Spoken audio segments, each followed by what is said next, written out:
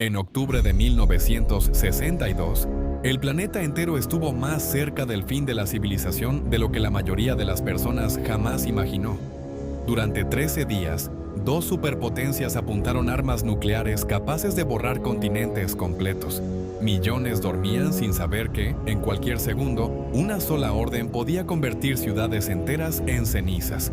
Pero lo más aterrador es que el mundo nunca supo cuántas veces estuvo realmente a segundos de desaparecer.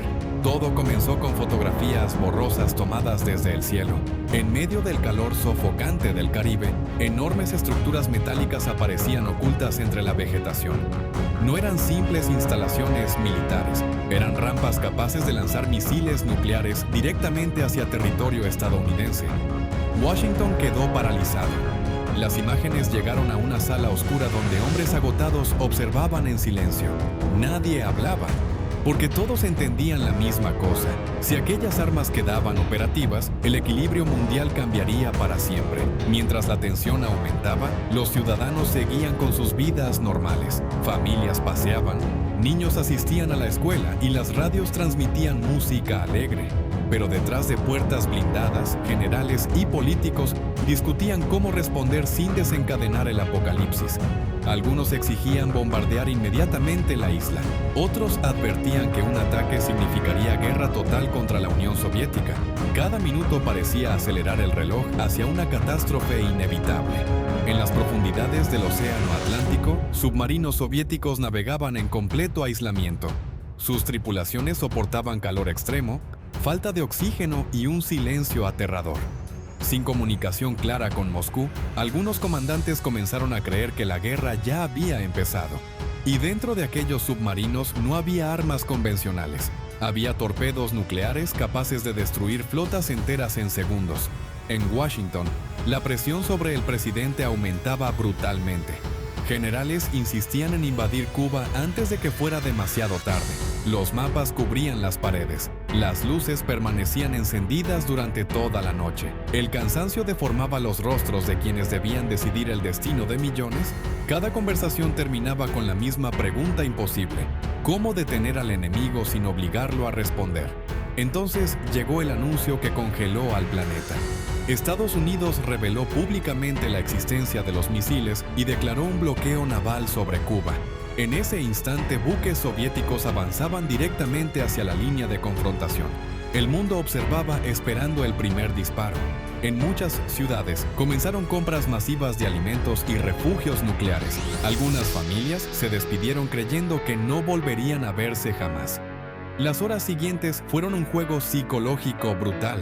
Aviones espía cruzaban cielos hostiles mientras radares detectaban movimientos militares en ambos lados. Los comandantes nucleares permanecían listos para lanzar ataques inmediatos.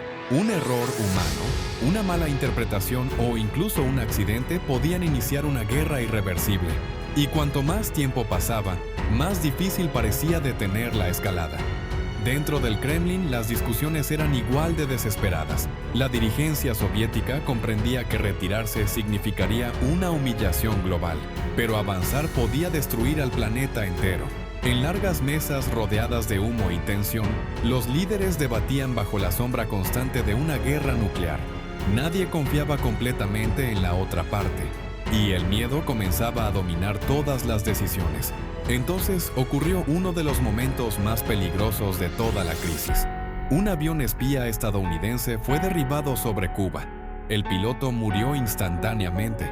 En Washington, muchos interpretaron el hecho como el inicio de la guerra. Algunos oficiales exigieron responder militarmente de inmediato. Las comunicaciones se volvieron caóticas. Durante unas horas, el mundo pareció deslizarse directamente hacia el abismo. Pero el episodio más aterrador permaneció oculto durante décadas. Bajo el océano, un submarino soviético rodeado por fuerzas estadounidenses creyó estar siendo atacado. El calor era insoportable. La tripulación apenas podía respirar. Sin contacto con Moscú, los oficiales discutieron lanzar un torpedo nuclear. Dos comandantes estuvieron de acuerdo. Solo uno se opuso. Un solo hombre evitó que comenzara una guerra atómica mundial. En ambos países, millones ignoraban cuán cerca estuvieron de desaparecer. Escuelas preparaban simulacros nucleares. Refugios subterráneos eran abastecidos frenéticamente. En televisión, los líderes hablaban con firmeza calculada mientras, detrás de cámaras, el miedo consumía cada conversación privada. Algunos funcionarios escribieron cartas de despedida a sus familias, convencidos de que nunca regresarían a casa. Finalmente comenzaron contactos secretos entre Washington y Moscú. Mensajes cifrados viajaban en la madrugada. Diplomáticos exhaustos buscaban una salida que permitiera a ambos lados salvar su orgullo. Cada palabra era cuidadosamente elegida, porque una frase equivocada podía destruir meses de frágil equilibrio. El planeta entero dependía de negociaciones mantenidas en absoluto secreto. Entonces, lentamente, la tensión empezó a romperse. Los barcos soviéticos redujeron velocidad. Los misiles serían retirados. Estados Unidos también aceptaría concesiones ocultas que el público tardaría años en conocer. No hubo celebración inmediata. Solo silencio. Un silencio pesado, agotado. El silencio de una humanidad que acababa de sobrevivir por muy poco. Sin embargo, el verdadero horror apareció después.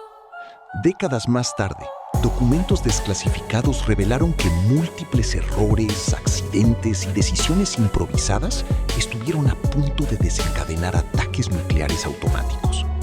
El mundo no estuvo cerca de la guerra una sola vez, estuvo cerca muchas veces, muchísimas más de las que cualquiera imaginaba. Hoy, más de medio siglo después, aquella crisis sigue siendo una advertencia escalofriante, porque la tecnología ha cambiado.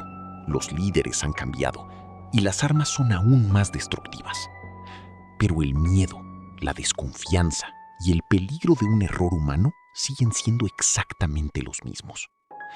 Y quizá la pregunta más aterradora no es cómo sobrevivimos entonces, sino si volveríamos a tener la misma suerte otra vez.